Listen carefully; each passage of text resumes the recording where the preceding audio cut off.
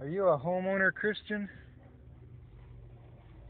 Maybe you're wondering, what is a homeowner Christian? Well, some people who own homes, their real faith is in being a homeowner.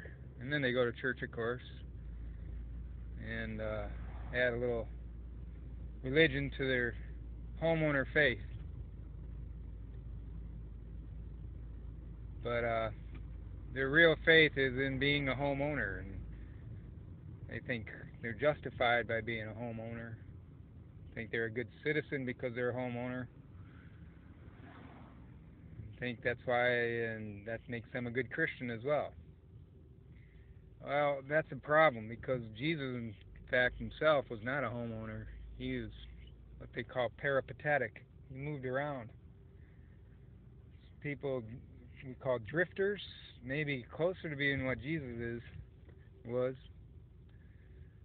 than homeowners. Although drifters without a purpose in life don't reflect on what Jesus was about either. The real closest thing to being like Jesus would be to be a drifter with a purpose, meaning not a drifter for random reasons, for no reasons, or any reason, but to evangelize.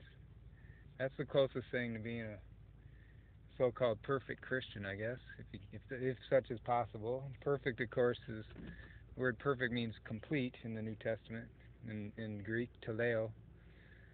So it's not about perfect citizenship and never doing anything wrong. It's about being complete, a complete person. But nowadays, especially in the United States, being perfect is being equated with being a homeowner. And usually that means having a wife and kids as well.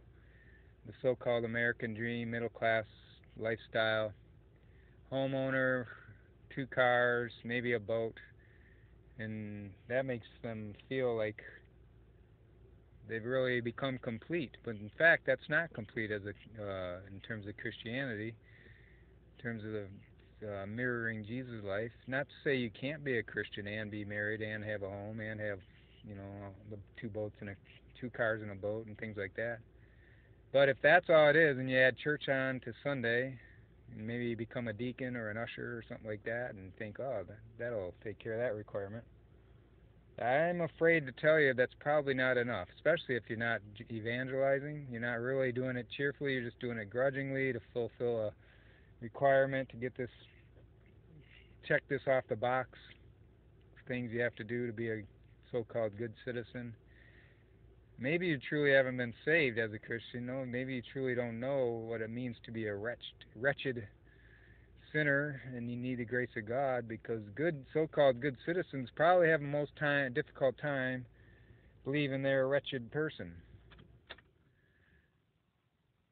People in prisons who have done horrific crimes may have a better actual chance of knowing they need Jesus than some good so-called good citizens. So if you're a homeowner Christian, and this shoe fits you, I want to challenge you that you should try to do something about that before it's too late. Could cause problems in your life.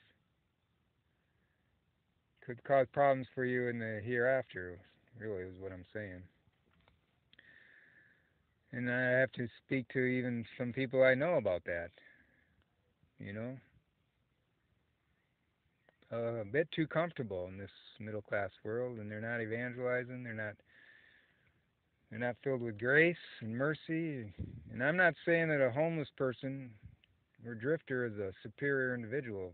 By no means. A lot of them have just become drifters because of lack of purpose, lack of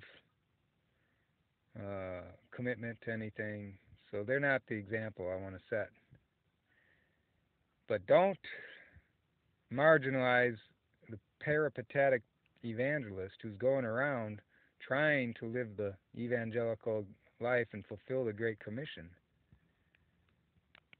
That's the ultimate, probably closest thing you can get to being like Jesus in this world.